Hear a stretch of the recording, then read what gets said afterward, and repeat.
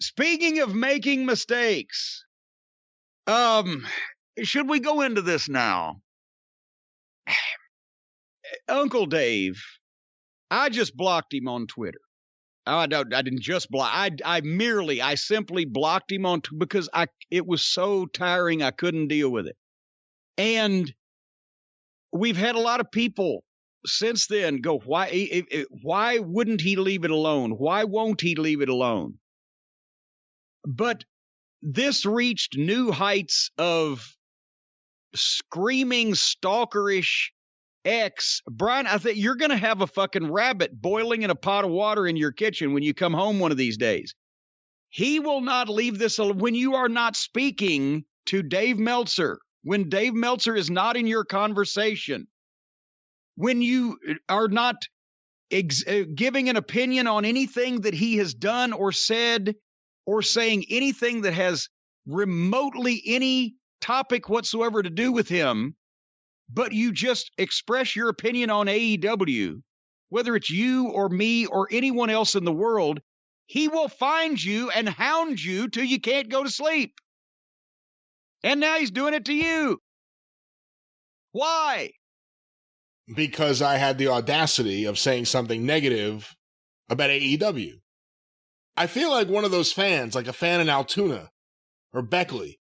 I was just over here minding my own business when all of a sudden this guy started whacking me over the head with a tennis racket.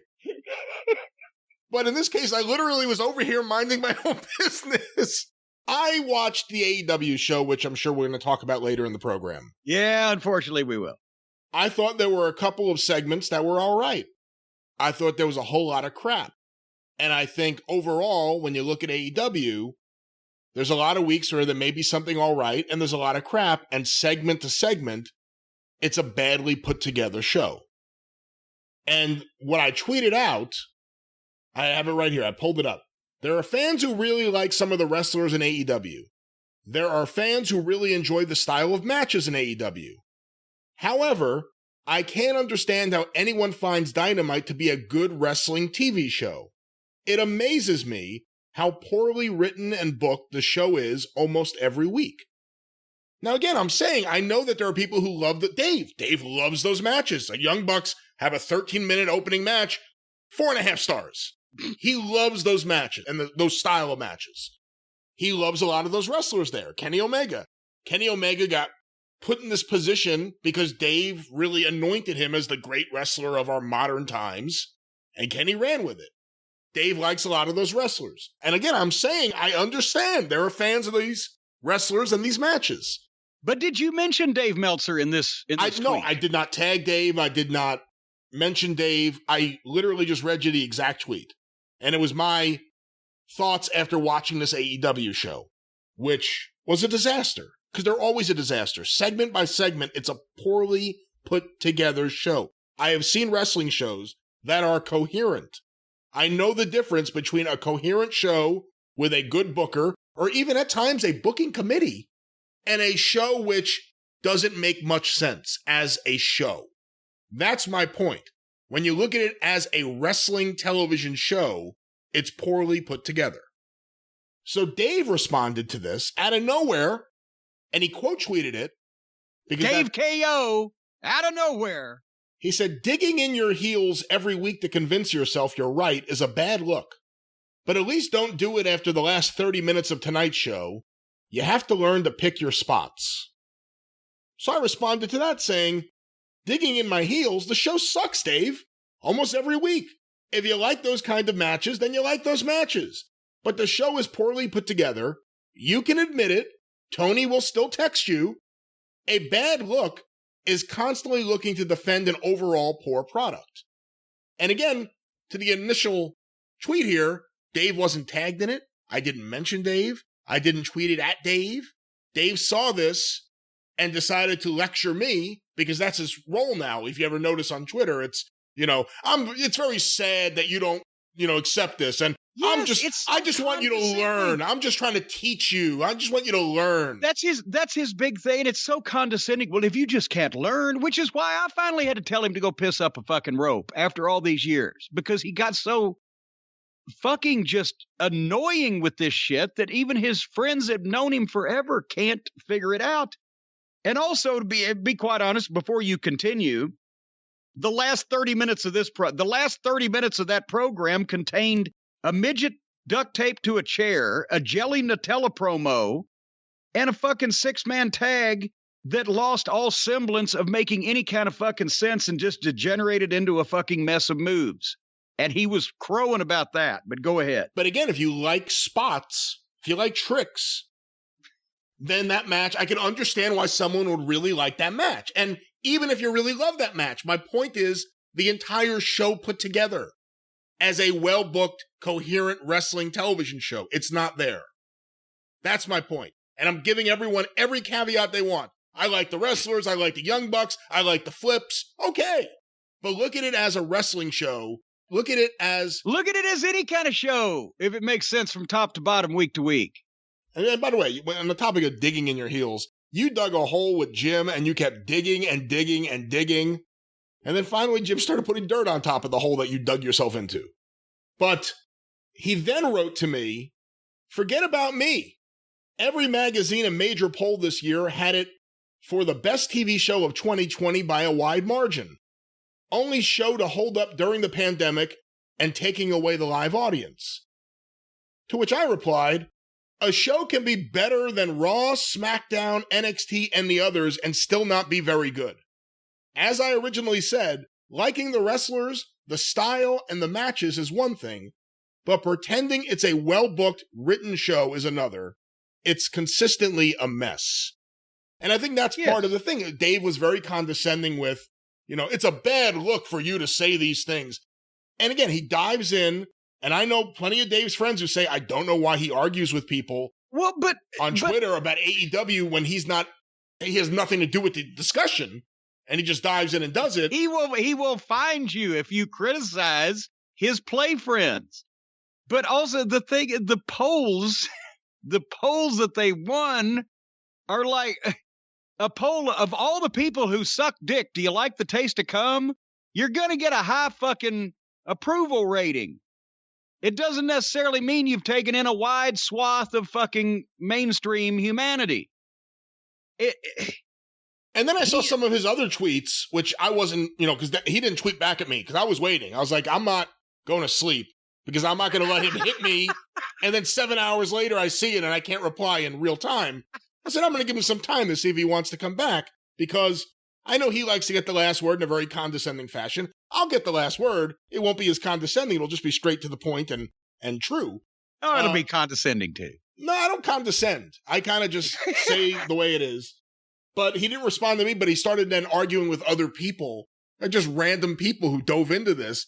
And then the conversation turned to, well, look at how successful they are. They were averaging 6,000 people at their shows, and there's never been a startup that's had this success. So then it became, the argument started with, the show is a poorly booked and written show.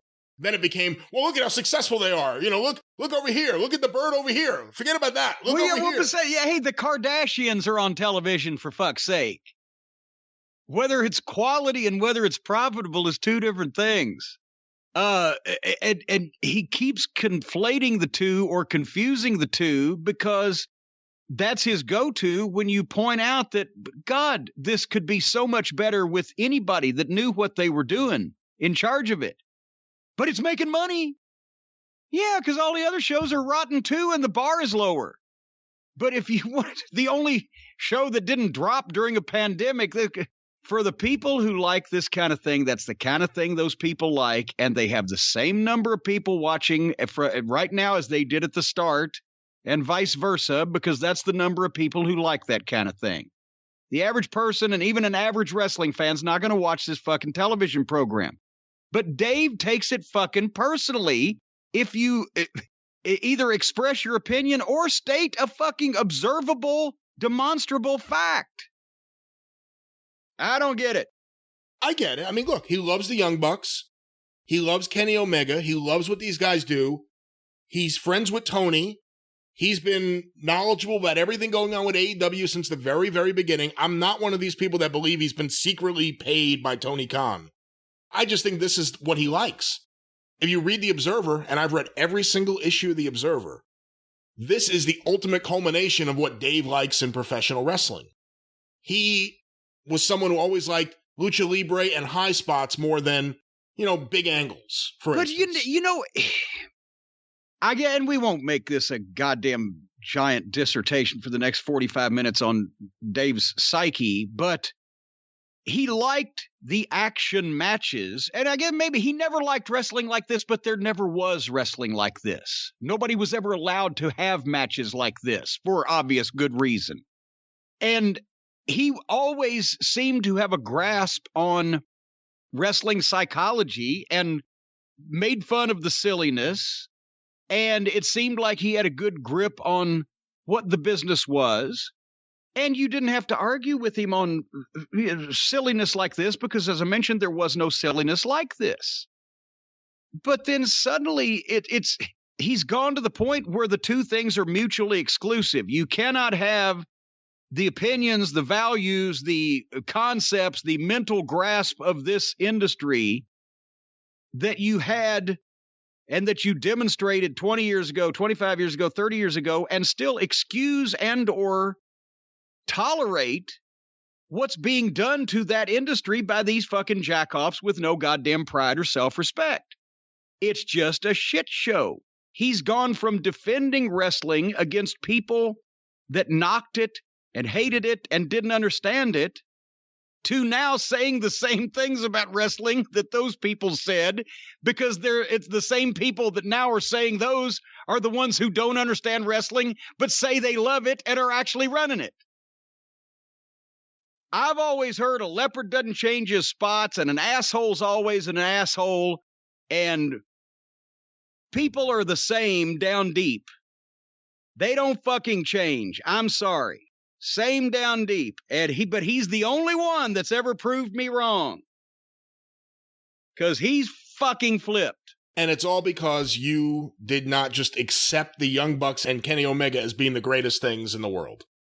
And yes. It's just, it's ridiculous. And it drove him out of his mind, and he would not leave us alone until finally I told him off and blocked him. Now I suggest that you just block him. I'm not going to block him. I'm not going to. There's no other goddamn way around it. If you say anything remotely resembling a fucking insult about his precious friends and play friends in AEW, he will harass you, and then you'll stay up at night.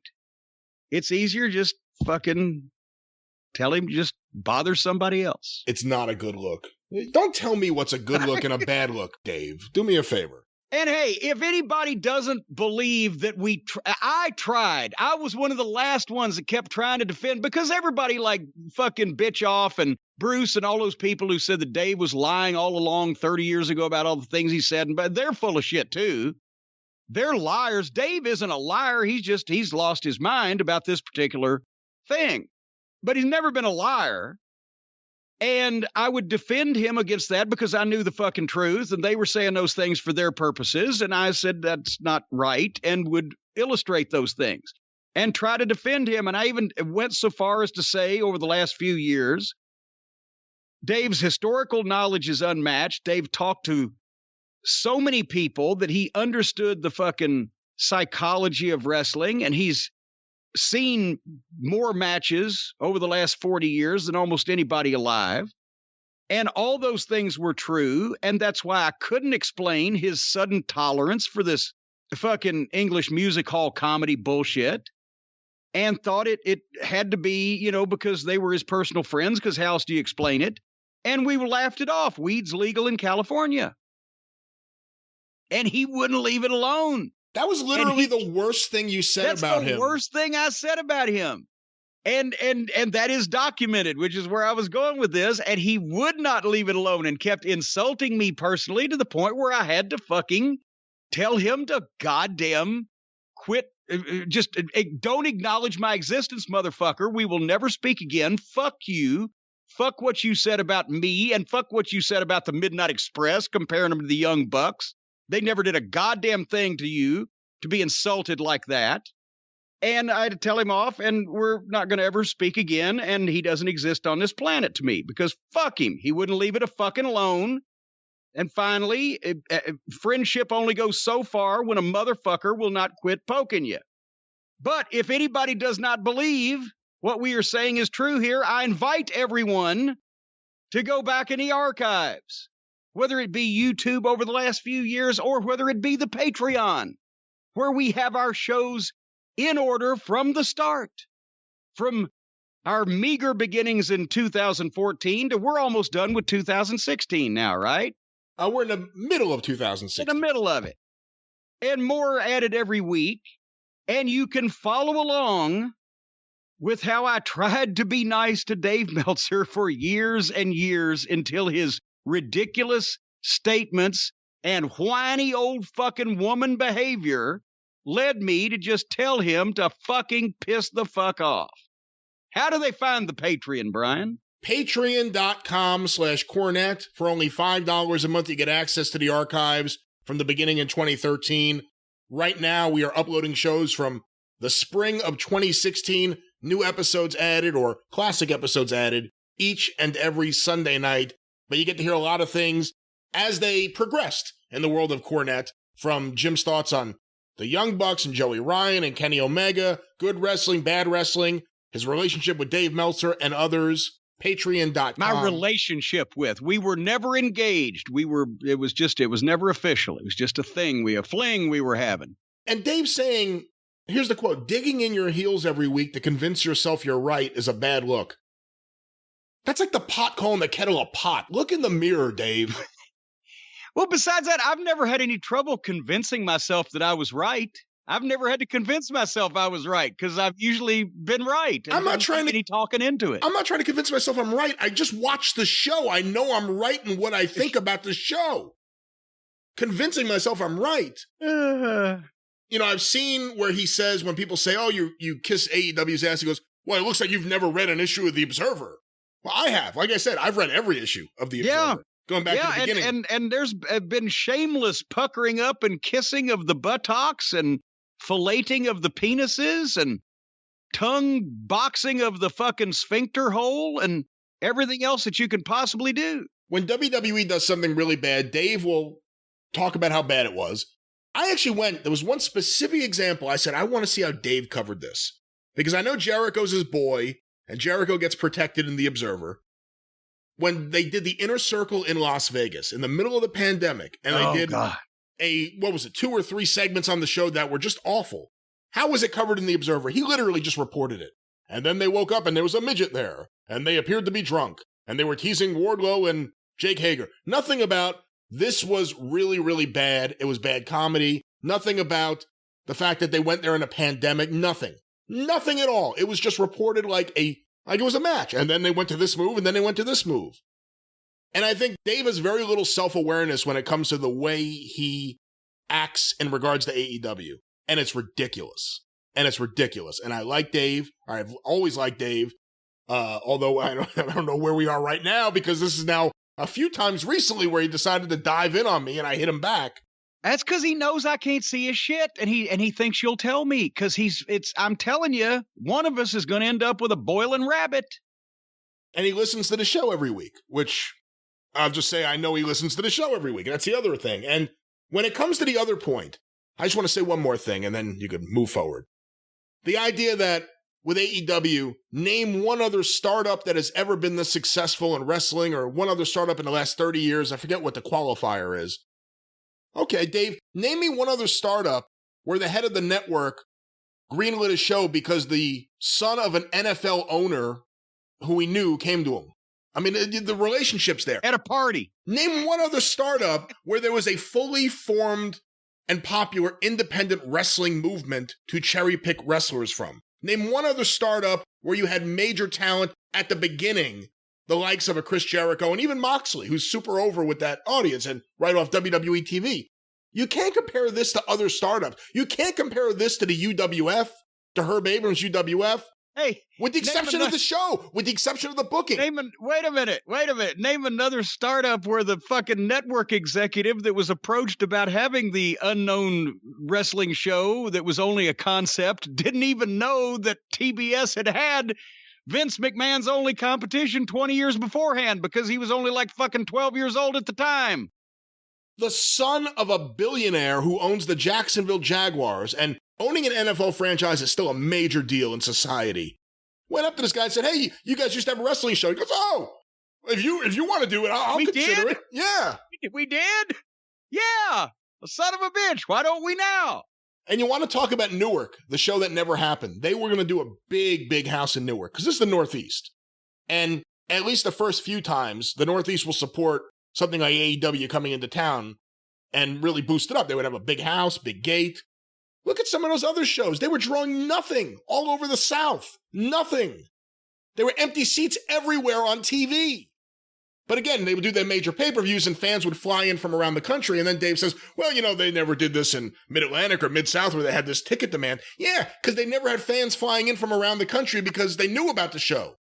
But also, we were running Spartanburg every 2 weeks. What the fuck did they need to fucking fly to Spartanburg for? But, again, based on Dave's argument, the Black Eyed Peas are more successful than the Beatles because they sold more downloads than the Beatles, who, of course, at their peak, there were no downloads. And the Beatles sold more records when they were alive than Mozart did when he was alive because he didn't have fucking records. But, again, Dave loves AEW and he loves the Young Bucks and he loves Kenny and he loves Cody and he loves Jericho and he has a good relationship with Tony Khan and he gives them the benefit of the doubt on everything. And there's never any spoilers in the Observer about what's going on in AEW because he's too close to it. And the fact that he dives in on someone like me for talking about a bad show right after it aired, there's no self-awareness with Dave right now. And I've like I said, I've always kind of defended him with a lot of the different things. He definitely, and this is an opinion I think that not everyone has, he ruined his relationship with you, and I saw it in real time because I talked to you off the air, where he just took shot after shot after shot on his message board and on Twitter. And, of course, everything gets back to you and you hear about it. Well, yeah, people send it to me and they go, what the fuck is his issue? I wasn't even speaking to him. And the worst thing you had said... He was a PR guy. The worst thing you had said at that time was that marijuana is now legal in California. But really, the worst thing you said was that Kenny Omega was a piece of shit and that the Young Bucks weren't your favorite because Dave anointed them as being the top guys. And you rejecting that, I think, is the worst thing you could do to Dave. Because you're rejecting his opinion and his thoughts about modern wrestling. And I've seen this. I actually found a letter in the Keitzer collection that he wrote Norm Keitzer, 1984. Just, it's a crock of shit what you say in the magazine about this, this, and this. Because it didn't match Dave's worldview of wrestling. Wait a minute. I got to know, do you remember what was so offensive to Dave that Norman Keitzer, the most inoffensive genteel individual in the history of the world, would have written in his magazine? I will find it and I'll let you know. I don't have it. We got to send that out we got to send that out on Twitter. You know what would help Dave Meltzer? Better digestion. I think I think he is constantly suffering from the sour belches, because Dave was always a physical fitness addict, and he worked out a lot. He always kept himself in great shape. But now that he's so fucking old, his social security number is 3 and his birth certificate was chiseled into granite with a fucking chisel. If Dave had better digestion and didn't have the sour belches, didn't have such a peptic disposition, Brian, I think he would enjoy the wrestling that he always enjoyed instead of this new stuff. And you know how you get better digestion? Athletic greens. Folks, Brian's told you he always hated the juice. He got spray everywhere on the kitchen walls. He had to get all the fruits and the vegetables and everything from the store. It was a mess. You had to clean up, run the dishwasher. I've mentioned that I just basically wasn't ever going to go through that much trouble to begin with. Well, now both our problems are solved. And yours can be too with Athletic Greens, because it's a mixture. You just add water. You shake it up in the shaker they send you, and you gulp it down, and you have just gulped 40 fruits, vegetables, and botanicals with added vitamins and minerals, prebiotics, probiotics, digestive enzymes, and much more that costs less than a cup of coffee a day, especially the coffee that Brian Last drinks. Folks, like we said, just add water and shake it up. Multivitamins, multiminerals, green superfood blend, all the stuff that is going to help you support a healthy immune system increase energy and focus, aid with digestion, the whole 9 yards. And you got to keep your immune system up, especially because we are only beginning to fight the pandemic now after over a year. So you got to keep your digestive system and your immune system up with Athletic Greens. And if you go to athleticgreens.com/JCE right now, you can get a free year's supply of vitamin D and 5 free travel packs. So keep up on the vitamin D for the immune system, 5 free travel packs if you're on the go. And whether you eat the keto-free, paleo-free, vegan-free, dairy-free, gluten-free, wherever you eat free, this is it for you. And it's less than a gram of sugar, but it still tastes good. athleticgreens.com/JCE. 5 free travel packs and a free year's supply of vitamin D with every order at athleticgreens.com/JCE. And it makes you poop better.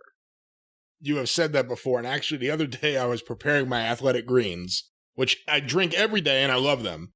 And I was in the kitchen and I was talking to Suzanne about it, and I just said, I don't know why it made me laugh. I said, Jim says they make you popular. And she said, what? I said, I was embarrassed. I was like, he said they make you popular. And that's it. And then she said, that's what? The end of my story. That's the end of the story. It sounded better when I said, do you pop out at parties? Are you unpopular?